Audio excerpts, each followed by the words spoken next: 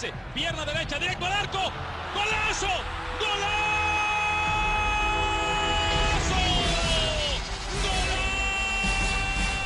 The world of football with a soccer perspective. This is Soccer Today with Duane, Rollins and Kevin Laramee, live on the Sports Podcasting Network. And good day, good night. Welcome to Soccer Today for Wednesday, February 7th, 2018, our last daily show before the Olympics. And joining us this morning to talk about a very complicated issue and a lawsuit that came out last night, Jonathan Tannenwald of the Philadelphia Inquirer, president as well, the North American Soccer Reporters. Jonathan? I'm here. I think there's an earthquake in Toronto or something. Duane, you all right? Yeah, I think Duane is having a little trouble with his phone, but we have Jonathan here. Jonathan, Right, good morning. You survived the weekend in Philly. I did, in fact, survive the Super Bowl. Yes, only just, but I am still alive and I am still here. Guys, can you hear me now? Yes. Now we can hear you. All right. Fair enough. I don't know what was going on there. Yeah, it must have been the remnants of the Super Bowl party in Philadelphia making it all the way up here, Jonathan. I know. I appreciate your city living up to the cliches. Now we have another joke to tell. But anyway, all right. Congratulations. It wasn't nearly as bad as I thought it was going to be, believe it or not. Yes, it will always be.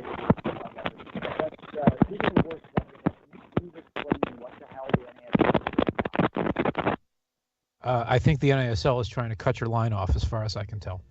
I have no idea. I have no idea what the NASL is doing other than just grandstanding and trying to, frankly, bankrupt a bunch of people who, what they did, they sued individually all but one of the members of the NASL's board of directors. And the one by name. So you're suing, Carlos Bocanegra and Val Ackerman, whose day job is commissioner of the Big East College Basketball Conference, and Donna Shalala, who used to be the president of the University of Miami, I think still is the president of the University of Miami. Yes, and it's like, why are they doing this? They're not suing the federation. They're suing a bunch of individuals. And I get the idea in theory that the NASL wants the court to believe that the U.S. Soccer Federation had a fiduciary duty to the sport as a whole and thus to the NASL to give it whatever it wanted. But I know people who cover the NASL very closely and are generally inclined to support the NASL's way of doing things. And they think that this is just bonkers. Well, Jonathan, the feeling that I got when I was reading the communique last night and I was reading the actual lawsuit and how it's, like you mentioned, it's personal, this lawsuit, it almost feels like, I don't want this to sound like I'm taking a side on this issue. I am not, but it does sound like someone has literally almost used all the options they have and now to turn around like, what's left for us to do? Just sue them all. Just sue them all. That's what it felt like last night when I was reading it. Well, and again, if you want to sue the Federation, if you want to sue Sunil Gulati or Dan Flynn, I get that. But you're suing a bunch of people. You're suing Carlos Bocanegra by name. You're suing Angela Hucles, a former U.S. women's national team player, by name. I know her a little bit. I don't want to sound too presumptive about her or Carlos Bocanegra. Do we really think that each of these individuals has in their own personal bank accounts across the board, all of them, the money to pay for the lawyers to do this? Really? No. It seems like they're trying to scare people or bully people. That's my take from the outside, Jonathan, which begs my question to follow up a little bit there, is that a lot of what I hear from the NASL is this belief is that you're holding us back, that you should just give us what you want, is the exact phrasing you just used. Well, is it not the Federation's job to oversee standards and to ensure that standards are enforced? In which case, why have they done anything wrong here? Help me understand. You're right, in short. But also for the last couple of years, U.S. Soccer gave the NASL what they wanted, and except for Pro-Rel, obviously. We can get to that in a moment. U.S. Soccer gave the NASL almost everything it wanted, and they still couldn't survive. Why? Because they were so tarnished from the traffic sports era that there were still corporate sponsors that didn't want to do business with them.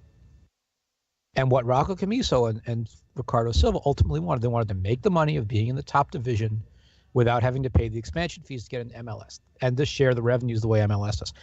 Okay, fine. But if pro-rel is about sporting merit, which I think a lot of us agree with that part of, that's one thing. But if it's just about making you individually money, that's where you lose people.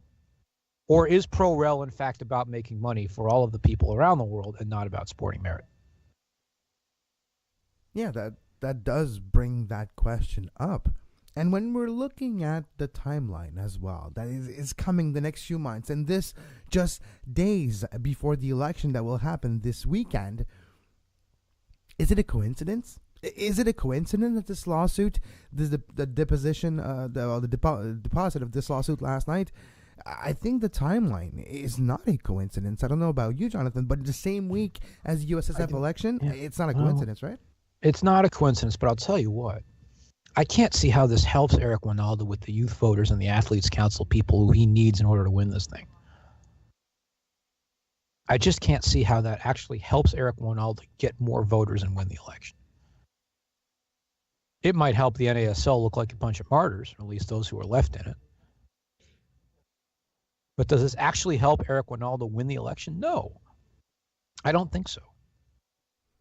Which, sorry, Duane. Well, let me read you one thing. Go ahead.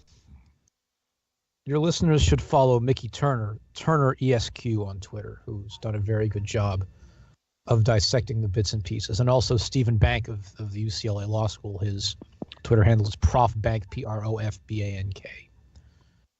Mickey was posting segments of the NASL's filing on Twitter last night, and one of the things he posted was the NASL wrote that Don Garber, quote, categorically refused to even enter into discussions concerning Ricardo Silva's offer of $4 billion for all of the media rights. What was it, 8 months ago, whatever it was, as long as they did pro-rel and such. Remember that? Mm-hmm. Yeah. So MLS, you may recall at the time, one of the things they said was, we aren't going to have a formal negotiation discussion right now because our current broadcast partners have an exclusive negotiating window that they have an exclusive negotiating window first to renew, which is standard practice for every U.S. and Canadian sports league, and B, that window doesn't come up until 2021 or something like that, and it's 2017 it was at that point. So we're not doing this right now. So the NASL's filing says that Garber categorically refused to even enter into discussions concerning Silva's offer, and here's the hammer, quote, erroneously contending that existing agreements precluded MLS and some from even considering the offer, and stating that, as MLS said in its statement, we are not in a position nor are we interested in engaging with Mr. Silva on his proposal. Erroneously contending that existing agreements precluded MLS and some from even considering the offer. How would the NASL know that? It's baffling that they wouldn't is the short answer. Correct. Unless they've got a spy who they believe if they have the proof, then they've got to put it in this thing. Yeah, well, and I haven't seen it yet. Essentially. I haven't seen it yet. But even so, but again, erroneously concluding, they made an erroneous conclusion about their own contract. How would the NASL know that? They're essentially implying that they're lying. Really, I guess, is what they're suggesting here. That it's dependent upon them to do so. All right, John, let's switch gears a little bit on this. This is going to go on forever, I think. Somebody just tweeted at me the NASL has more lawyers under contract than players under contract. That's a good one. That's it. Yeah, well, they might have more lawsuits than teams. At this point, it's probably true. Thanks, Tim. But you're right, Tim. It's probably the case as we speak. All right, real quickly before we wrap up about 2 minutes here. On Monday morning, is U.S. Soccer U.S. Soccer Twitter specifically going to be on fire, or is it going to be in a celebratory mood, or somewhere in between? I don't know. I really don't know. I have no idea who's going to win this thing. I think the reports that Carlos Cordero has done a lot of work behind the scenes to shore up votes. I think those are more correct than I thought they were when I first saw them. I think Cordero has a very good shot, and I think that his base is going to be people who are of the establishment, but are maybe a little uncomfortable with Kathy Carter just being the chosen one. They want an amount of change, but they don't want to blow the whole house up. Yeah. So real quick. Yeah. Which brings me to my next question. Is it not? Sorry, Dwayne, I just have to come in with this one. When we look at, you mentioned the base of voters and your base of municipal, statewide soccer associations, and this campaign has been made not just to the actual voting base, but to the general public. And that's where I see a bit of what you were saying earlier, Jonathan, for Eric Ronaldo or Cal Martino, where a lot of their presentation were made for the public. A lot of Q&As, a lot of sessions were made with soccer fans that don't necessarily have a vote. And you mentioned Carlos Cordero working hard in the back, behind the scenes to get those votes, and Winograd as well. What is your thought on some of the campaigns we have seen from the actual candidates that they're focused? They're abhorrent. Exactly, right? They're focused more on non-voters than voters. Well, and I will say this. Alexi Lawless said this to me a couple of weeks ago, and he's right. In a lot of ways, Eric Ronaldo has already won this election because he has been able to use the public discourse to frame the debate to some degree. And where he has built up some votes in the youth soccer ranks has been by stoking the old fires of the youth soccer people being resentful of the professional game for making money that the youth ranks and used to make. Basically, it's the old coaches and administrators who used to make money off the game, and now they aren't anymore because the best academies in the country are run by, wait for it, hold on, the professional clubs. How revolutionary is that? It's shocking. Yeah.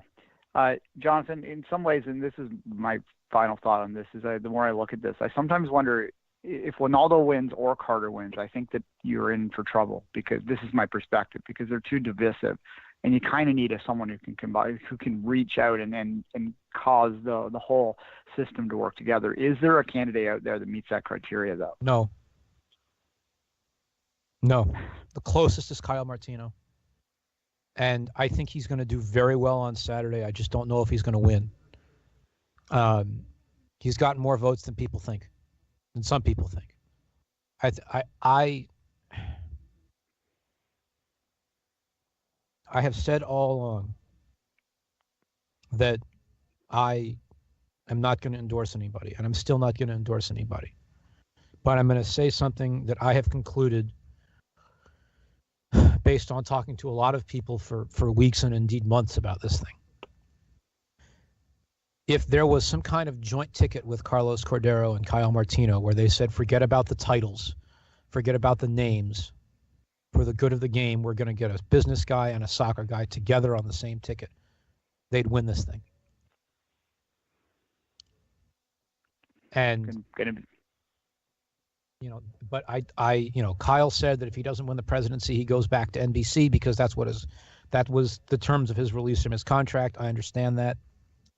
My inclination is to wonder, and I haven't had time to ask him this yet, and maybe I will down the road. If Carlos Cordero wins and calls up Kyle and says to Kyle, I want you to be my U.S. men's national team general manager, does Kyle say yes? And does NBC let him? I would imagine that NBC would let him say yes to that in some form. They'd figure it out. But, that would make sense to me as something that I could see happening. And that if you're talking about what is a pathway that would bring people together, I think that is one potential one that could bring people together. Jonathan Tannenwald, president of the North American Soccer Reporters, working for the Philadelphia Inquirer. You can follow Jonathan on Twitter with his soccer account at The Goalkeeper. Jonathan, thank you. Always a pleasure. Have a great Olympics, gentlemen. I'm going to be at my desk in the office at 5:45 on Friday morning. And we will to watch too. the opening ceremony. It's going to be live streamed in the U.S. for the first time ever. I better be watching. Oh, you better be, and we will too. Curling tonight, Johnson. 7 I know. o'clock Eastern. I have to be up a little early tomorrow too, so I might DVR and watch in the morning. But I'm pretty excited. We'll be right back after the break with Daniel Firestein. You are listening to Soccer Today. Follow us on Twitter at SoccerTodaySPN and like our Facebook page, facebook.com/Sports Podcasting Network. You can find the podcast version of all the shows we do on iTunes, Apple Podcast, Google Play Store, TuneIn Radio, iHeartRadio, and anywhere you get your podcast.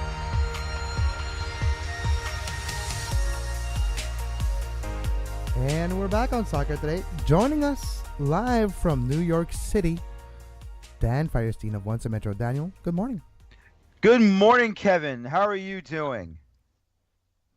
Doing pretty good. Yeah, I can't speak for Kevin, but I'm fine.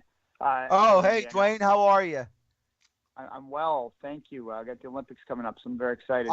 I know. By the way, Duane, I've been meaning to ask you, was that your gold medal celebration pose that Kevin put up on the preview that he showed me for this 5 Olympic rings? I couldn't tell.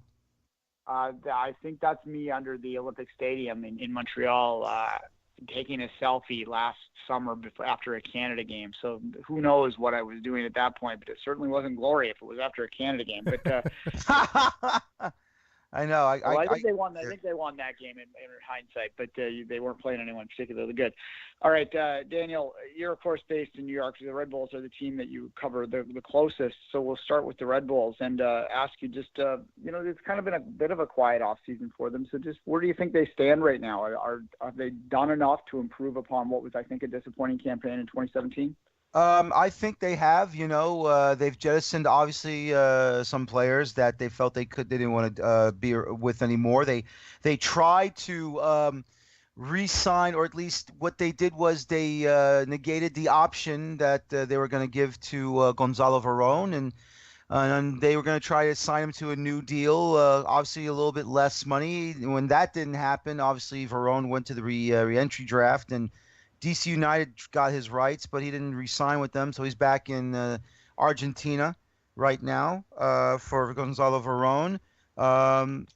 It's not so much quietness. I mean, they did bring up signing some players from their USL side to play for their MLS side, like Florian Villot, a very good young French striker. Vincent Bezecourt, also a very solid and strong midfield player from their USL team. But as of right now, gentlemen, the biggest saga in the transfer window to bring over a player is this Argentinian midfielder / striker. His name is Alejandro Romero Gamarra, better known as Kaku, K-A-K-U. He plays for Huracan in Argentina, 23 years old. And, it's very close that he could be signing right now. And someone that could play either along with or just withdrawn behind Bradley Wright Phillips. The big saga was his agent that he fired, was holding up the deal because basically, he wanted his cut. And this is an agent that has a player under, a client of his is Javier Pastore of Paris Saint-Germain. So, apparently there was something went wrong, and apparently this guy, he went to the club. He said he wants to go to MLS. He wants to be a part of the New York Red Bulls. I guess he felt he was a better fit there when Sasha Kleiston asked to be traded to Orlando City. So this is the biggest transfer deal saga that's been going on. He just there's a rumor right now, passed his physical. Contract is ready. Just the paperwork has to get through, and then, the waiting for the ITC. Sir, you mentioned Sasha Kleiston there, and this is 2 years in a row that the Red Bulls have traded their captain in the offseason. Is there something does that mean anything, or is it just happenstance, Daniel? I think it's with the Dax McCarty thing. I think that just came out of nowhere. That one came out of nowhere, and I would have to say there probably was some sort of internal strife in the front office, obviously, with Ali Curtis and Jesse Marsh. We will never know what really happened, but that's I think the logical explanation for that one. With now you have Dennis Hamlet, the former Chicago Fire and assistant coach, and of course the current former New York Red Bulls assistant coach, to Jesse Marsh taking over as sporting director and stuff like that. But this one, it was an understanding that Sasha wanted to go somewhere else for his family, and he just wanted to be someplace else, and that's why he was traded to Orlando. Originally, rumors were that he wanted to be traded to go to LAFC. Where he was with Bob Bradley when he was at Chivas USA, but I guess Orlando stepped up. What they wanted, probably for the money that they're going to give Sasha, because as everyone knows, Kaká, the famed Brazilian midfield legend, decided to retire. So I think that one is not so much more of a surprise, but the Dax McCarty one was. But, we'll see what happens, who will don the captain's armband, or maybe for the first time in professional soccer history, Duane and Kevin will have 3 A's on the jerseys of the Red Bulls. Just give the armband to Felipe already. But when you Daniel, when I'm looking at this trade of Kleshtan, and I know it's a month apart, but I can't shake the image of Kleshtan in the tunnel, and then he gets traded. I don't think those two are a coincidence. I think the Red Bulls were a bit ashamed with the behavior of Kleshtan in that playoff game and that suspension. Am I mistaken, or am I onto something, Daniel? I don't know if you're mistaken. I mean, listen, I don't think we'll know what really happened down there. I mean, look, this was between, sadly, Josie Altidore and Sasha Kleshtan. Look, I've been, going through that match myself. I've been racking my brains. I've been looking at everything, what's been going on, what was said here and there, what was reported here and there. I went back through the, here obviously it was on TSN up in Canada. It was on ESPN here in the States. I saw, fellas, I saw Sasha Kleshtan walking back from the middle of the park, going towards the tunnel. Josie Altidore, after the first half whistle blew to end the first half, or say the whistle blowing at the end of the first half. I saw Josie Altidore talking to fourth official at that time from Canada, Silviu Petrescu. And then as soon as he's walking away from Petrescu, and I see Sasha Kleshtan catching up to Josie. And then they're both walking back into the tunnel. Now, I don't know if something was said, but you saw what happened with, the conversation, and then the going down, the light shove, whatever you want to call it. And then what happened down there afterwards, no idea. I think it was disgraceful on both sides. I think both sides are to blame for the whole thing. Whatever evidence was found, there's no video evidence that I've seen, from inside the tunnel area to say, why did Sasha get a second game being added on? But still, though, it is what it is. He's in Orlando now, so it's not a worry about what the Red Bulls are thinking, to be honest with you. Sasha wanted to go somewhere else. Real quick, the reason he got the second game is because of the position where the fight broke out. It was clear that he had to come. Their change room was nowhere near where it was. He shouldn't have been there. That's okay. That's right. No, you're right. You're right.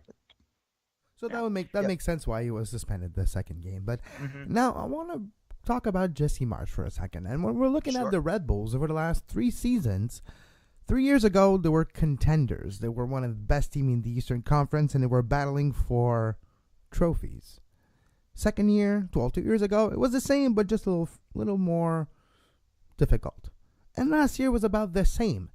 What should we expect this year out of this Red Bull team? Is it still a contender in the Eastern Conference, or does the money train of the Chicago, Torontos, and NYCFC is surpassing them?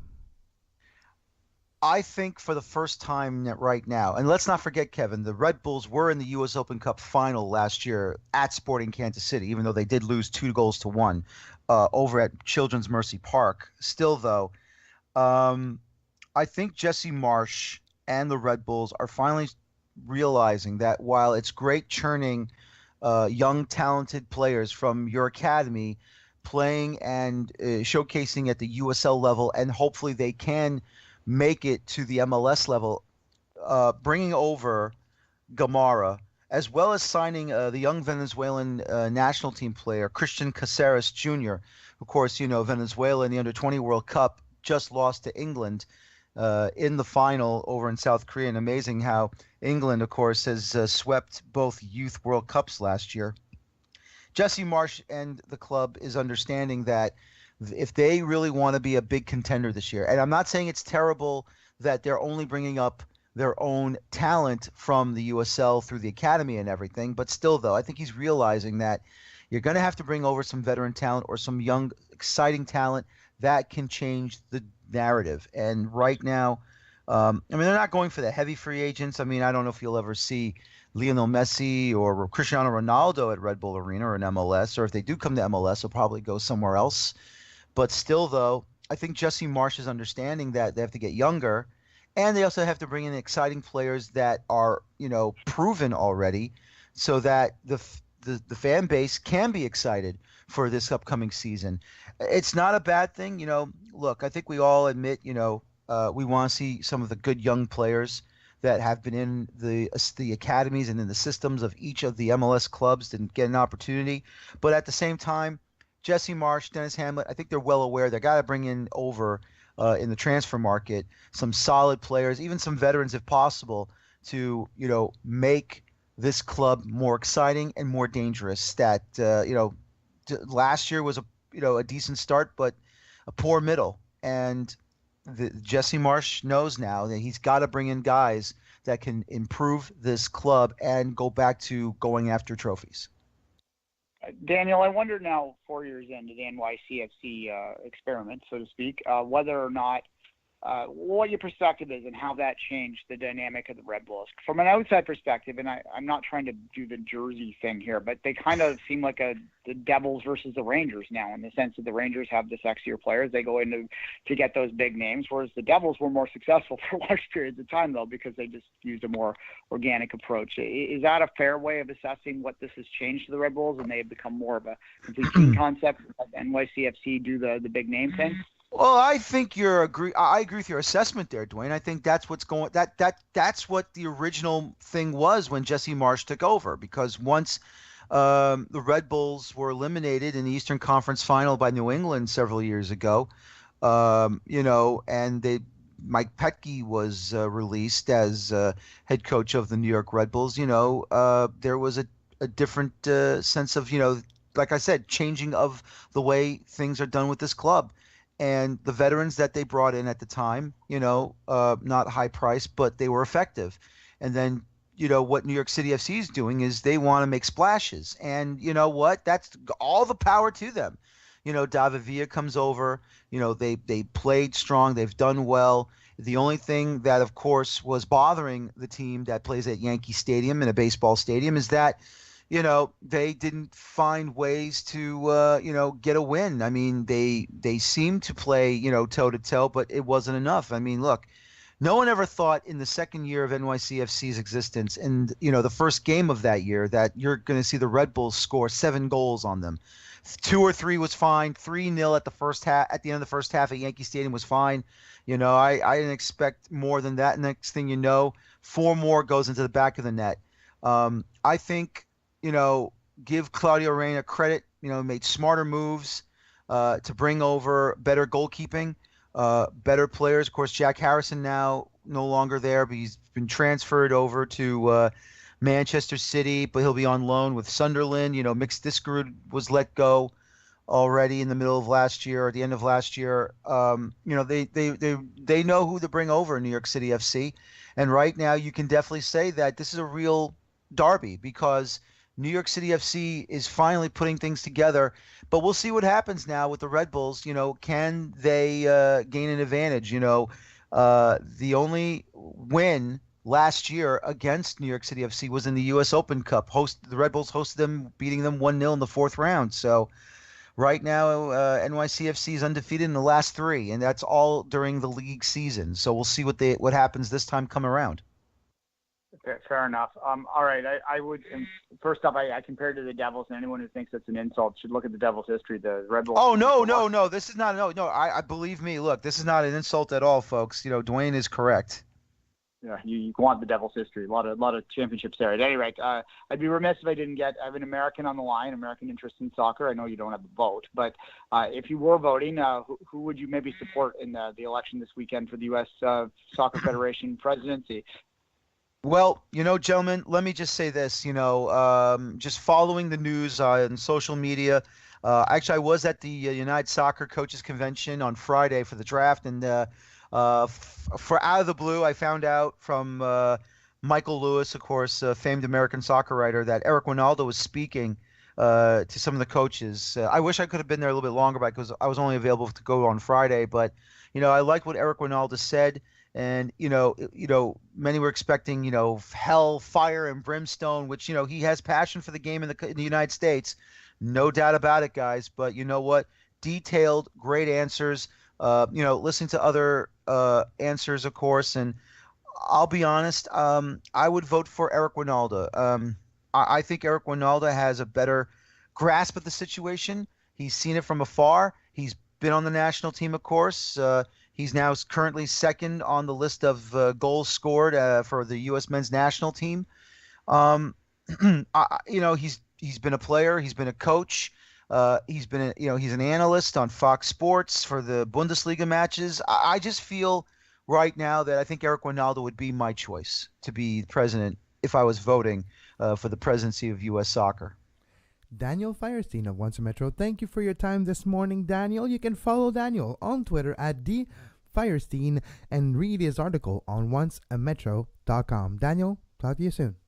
All right, guys, talk to you soon, and good luck this year. And Duane, good luck with the Champions League. You know what that means. We'll be right back after the break. All right.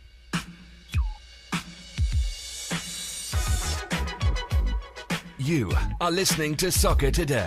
Follow us on Twitter at SoccerTodaySPN and like our Facebook page, facebook.com/Sports Podcasting Network.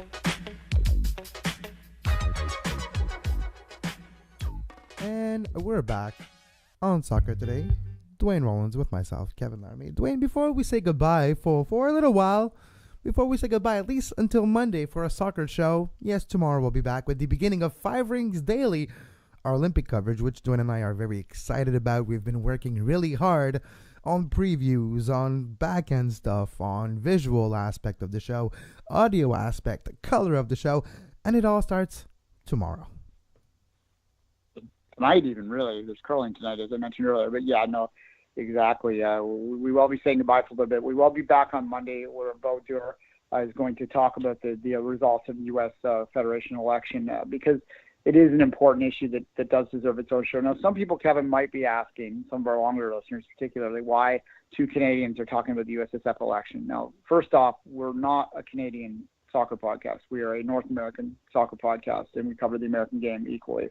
That's the main point here. But also, even if we do look at this from a Canadian perspective, there are reasons for Canadians to care about this election and to follow it and be interested in it, because like it or not, we're tied to their system. And there are things that some of these candidates are talking about, Kevin, that would directly affect Canadian club teams in particular. And I think that's why it's important for Canadians to pay attention to us. And we don't obviously have any insight in it. And this is to say nothing, of course, of the 26th bid as well, which plays a role too. So I don't know. I have some thoughts on it, but I'll let you jump in first. What are your overarching thoughts on this election so far? Well, especially what comes down to the Canadian side, what could really be interesting to me is how this will go down. You mentioned the division of the United States Soccer Federation and how this campaign. It's crazy how political campaigns recently, instead of being uniting, they're being divisive. But anyways, enough about the Don. When we're talking about the USSF election, Duane, I do have a feeling like you have, and you said earlier, where it's going to be tough to bring back together everyone. But I have a feeling that it's been a campaign of either content versus the containers of the content. We've heard a lot about the containers of Winalda of Martino. The content of the Winograd and the Cordero are maybe more what's needed. It's a very complicated issue, and like Jonathan said earlier, I don't think there could be one clear winner out of all the candidates that would actually make everyone happy. There's going to be a lot of work to do after Saturday. But when it concerns to Canada, I just hope that at least for Canadian as domestics, and that is pretty much the big issue, I hope there's an easier pathway to that.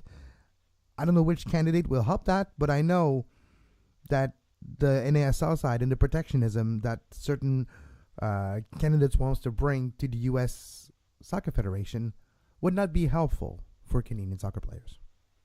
Yeah, I don't actually have a great grip on what it would mean for Canadians as domestics as debaters. I've kind of given up on it anyway. That's partly that. Yeah, but then we see players like Mark Anthony Kaye, which because he was playing in Louisville City FC and was considered a domestic there, that's why we had, like, we knew last week. We talked about it last week. I mean, Mark Anthony Kaye signed with LAFC. It was made official, 36 hours ago? But that's because they wanted to make sure that, well, he's not domestic. So there is a pathway to it. It's not clear, but if you're in the USL and you're counted as domestic, even though you're Canadian, once you get to MLS, it's complicated, but we've seen this issue. So this is fascinating to me in a way.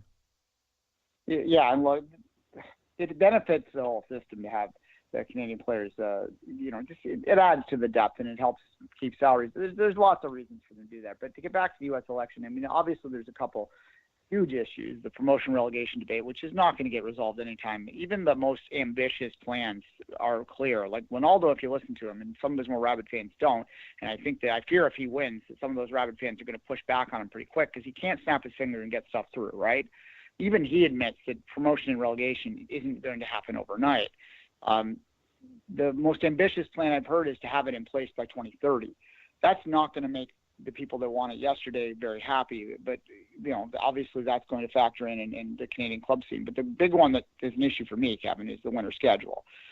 I am strongly opposed to a switch to a winter schedule. I don't understand how it benefits the system. I get the lining up the transfer window thing, and maybe there's a slight benefit to the odd player there, but I think that by and large it's just a symbolic thing that makes people think, if we're doing it the same way as they're doing it in Europe, we must be doing it right, when you're ignoring the fact that it's just not going to – it's going to hurt the Northeast immensely, both in terms of fan support and quality of play. I just think it's a terrible idea, and I hope that injuries, that common sense prevails. Oh, look, he's alone. It's a one-on-one. The guy's running with the ball, slips on the ice. Oh, breaks his ankle. Gone for the season. No one wants to see that. Look, we don't have perfect weather in North America, and obviously it's not ideal in the South either in the summer. I get that, but it's just more dangerous. Winter storms, winter weather is more dangerous generally outside of hurricanes than summer storms, right? Like, that's just the bottom line. But at any rate, enough of that sort of stuff. In terms of, to get to what it means to America, though, as I said, I asked Jonathan whether U.S. Twitter is going to be burning up on Monday, and I think it's going to be, because I don't think Winalda is going to win. I think it will be a Cordero. I think it'll be a status quo candidate who's going to win the day. Carter or Cordero you see on Monday? Yeah, Cordero. You see Cordero going in front of Kathy Carter? I think what will happen, if I'm reading between the lines, I think Kathy Carter is just too tainted by the sum and implications of conflict of interest. I think that there's enough people that are going to... And by Galati and Garber, which have been openly suggesting they would like this candidate. So, yes, I think that the tainted theory could be correct.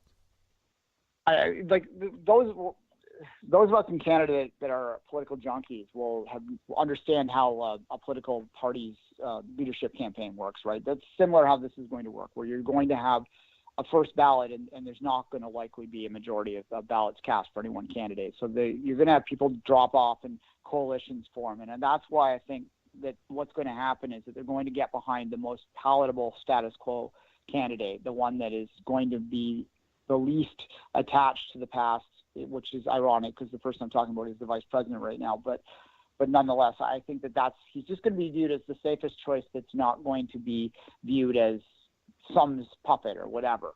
And I think that that's important. There's enough noise on the reform side of things that they can't just ignore it. And what I would say to American listeners that are hoping for a reform candidate to win is to take a step back when it happens, if they don't win, and give whoever wins some degree of time to prove one way or another with their actions what they're going to be, and not assume that just because they are in the establishment right now that they're going to necessarily be resistant towards all and any reforms. And I draw a direct comparison back to the Canadian the CSA election, the one that Victor won, contested one that he won. He won uncontested the second time and then dropped out to become the CONCACAF president, which means, for those that are curious, the next election for the CSA president is 2019. And it's going to be interesting too. But nonetheless, when he ran, he was seen as a middle ground candidate. And there were a lot of people on the reform side of things that weren't very happy because he was part of the establishment. But he proved to be a guy that not only had reform-minded ideas in his head and was willing to implement them, but also had the political capital to make it happen. And I think that that's the point that a lot of people that are yelling on Twitter miss, is that it's great to scream from the hilltops that you want pro-rel, you want a winter schedule, you want this and that. But if you don't have the political capital, even as president, to make these things happen, you can't just snap your fingers. So you need to have someone in there that is both open-minded to reform, and who has the ability to work with stakeholders to find compromise. And compromise is the other key part of this too.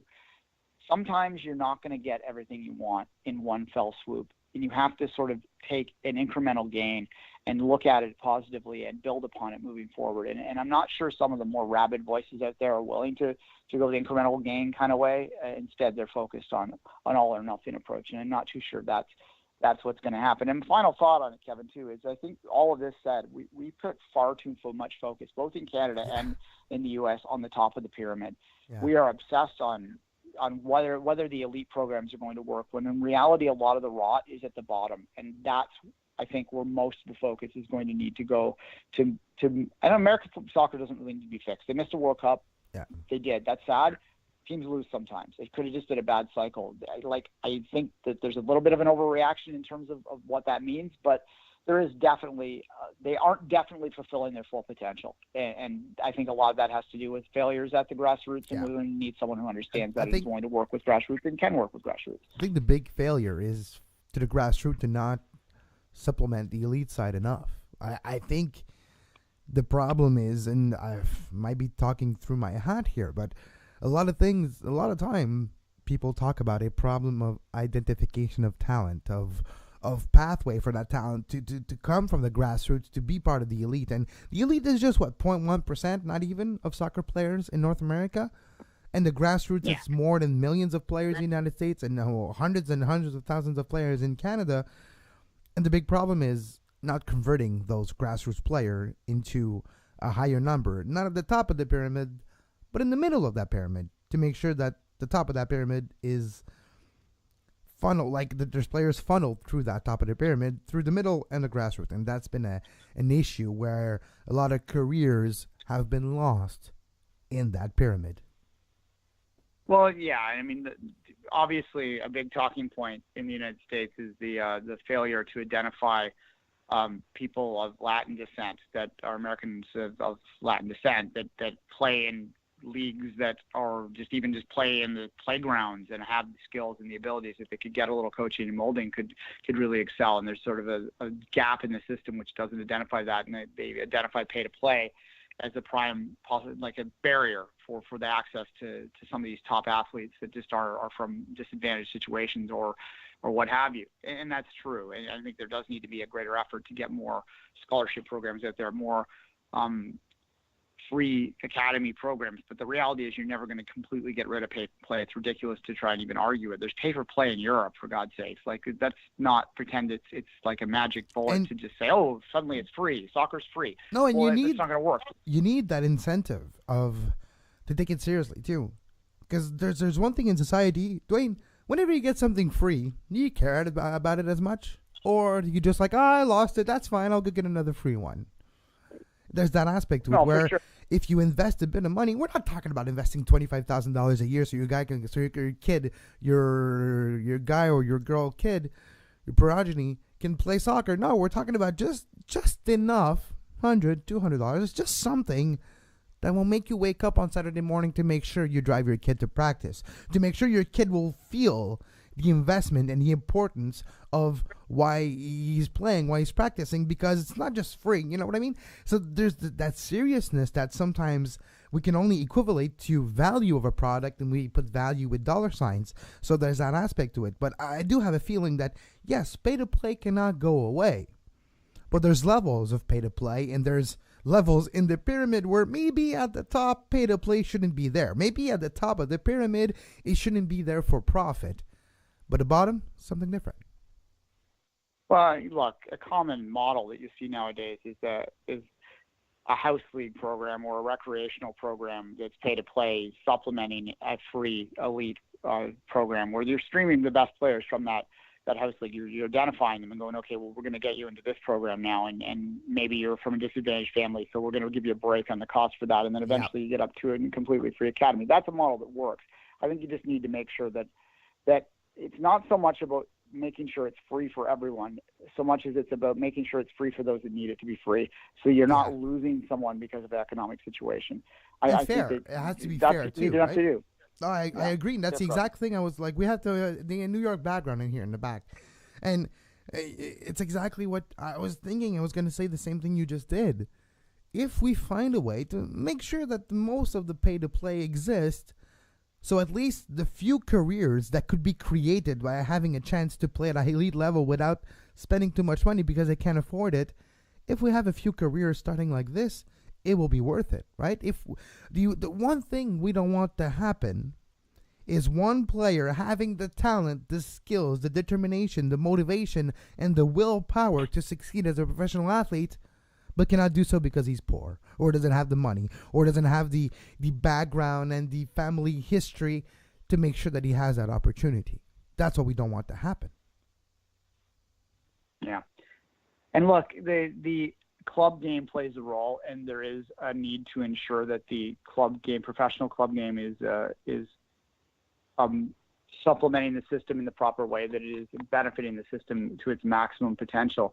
And this ties into the NASL stuff. But I question whether, look, it doesn't necessarily mean it's a free-for-all if that's the case. And some of I just think that the NASL issue is not, like NASL, you snap your fingers, you make them D2 tomorrow. You snap your fingers and make Pro-Rel tomorrow. Like this idea that it's going to solve everything is just absurd to me. There are still systematic issues across the board which prevent the U.S. and Canada from maximizing the potential, that just having the ability of, one club out of 100,000, which is really the numbers we're talking about, that rise up and go to a top tier. That's not going to solve anything. So this is what the point I'm making about we're kind of looking at the wrong things because they're sexier and easier to talk about. Anyway, it's going to be, I don't know if fun is the right way to put it. It's kind of been a nasty election. That's I guess my final message on this is that it's going to be entertaining. I don't know if it's going to be fun, but it'll be enjoyable. Yeah, look, I mean, if you even if you take his supporters away from the mix, with all due respect to some of them, they're rabid and aggressive and nasty sometimes. But he himself, if you actually just read what he says and listen to what he says, isn't that bad, which gives me a little bit of hope. Matino, same deal, right? These are guys that are more on the reform side of things. So then you got Hope Solo, like certain fights with former national team players. Like it's too toxic. And you're all going to have to get together at some point. And you're going to have to figure this out at some point and work together at some point. And I'm just not too sure it's going to be there. And this election on the weekend isn't going to solve anything. It might, in fact, make it worse for a while until things start to slide itself out. And I hope that doesn't affect the 26 bid. Our Morocco's getting a little bit more press of late. So, yeah. Morocco's coming in, sweeping everything, and going to get the World Cup. That would be hilarious. But we'll see. Duane, we're taking a few days off for the Olympics. We'll be back for sure daily with Soccer Today after the Olympic Games. So after February 25th, we will be going daily on Five Rings Daily. So youtube.com/Sports Podcasting Network or the on-demand version, sportspodcastingnetwork.com, or anywhere you get your podcasts, you will be able to find Five Rings Daily, an Olympic Pyeongchang 2018 podcast. But Duane, it starts actually tomorrow with curling. event curling. There was some practice. I was watching some people practice last night too, so that was fun. But after years of talking about it, Duane, tomorrow we're there. Well, exactly. It's currently 1 a.m. in Korea, so it is the day of the competition has started. They've rolled into the first day of their competitive events at 7 p.m. Eastern time, so 9 a.m. their time. So not long now, and I'm very excited about it. The more I've been doing the research on the previews, and you can read that or get them on demand on the Sports Podcasting Network feed for sure, and they're worth listening to because we put a lot of effort into them. And that K-pop song is going to be in my head for 6 months. But at any rate, yeah. Wait till you hear what I'm doing for tomorrow. I still haven't shown publicly yet what the logo, what the image, and what it sounds like. But got something in store as well for you for tomorrow. Awesome. Yeah, no. Quickly, last thought, because it's just soccer day. Look, we're on Monday. We're going to basically stick around for 50 minutes after 5 rings to do a 50-minute interview with Bo about the election, and that's kind of how any breaking news will be handled in this. We'll make sure we get it in. We'll do it a little bit after. You can listen to 5 rings and let's do it live, or we'll clip it and put it up eventually onto the feeds. But so this is our first show, 5 rings. It is a well-supported show on patreon.com, so that we need to fulfill the needs for those people that have been so good with their money with us to support us. So they deserve that daily coverage, and we can't do 2 daily shows a day unless we're getting a hell of a lot more Patreon. And have a life and stay healthy? No, we can't do everything. But we're looking forward to it. We're looking forward to your contribution. You can let us know what you think at 5 Rings Podcast, Sports Podcast Network at gmail.com as well. And the way it works, so we'll explain it all tomorrow in our pre-ceremony show, where tomorrow will be like an introduction to the 5 Rings Podcast. But you can let us know what your gold, wood, silver, bronze medal are, and we'll do our best to talk about it. But yeah, Duane, it's 2 years in the making since Rio, and it went by quickly, actually. Yeah, real quickly, gold, silver, bronze, and wood medal. Wood medal is our most disappointing performance of the day. The gold, silver, bronze sort of speak for themselves. It's overall in the entire competition. So Kevin and I, we talked basically about 6 different results. I'm thinking of adding another medal. I'll let you know later, Kevin, but it'll be a pretty easy one to figure out. So, yeah, that's the format we use during the games. And we have guests come in. We've got a couple booked already to talk about their expertise, their interest in the Olympics, their history in the Olympics. We've had Olympians on before in the past. Gold medals. We can maybe the first ever double gold medal for Canada was our first ever guest, my first ever interview, which I re-listened to the other day. I was like, all right, that was the first one. There's a few hundreds after, so listen to the other few hundreds after, maybe not the first one. But Katrina Lemaidon, we had Krista Lambert, a former sprinter as well from the UK. We had maybe Evan Dunphy was one of my first. Evan Dunphy, sporting Olympics, yeah.